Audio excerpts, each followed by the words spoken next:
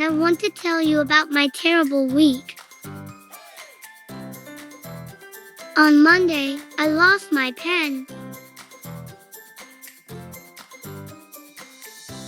On Tuesday, I lost my sock. On Wednesday, I lost my book. On Thursday, I lost my eraser. On Friday, I lost my cap. On Saturday, I lost my water bottle. On Sunday, I lost my key.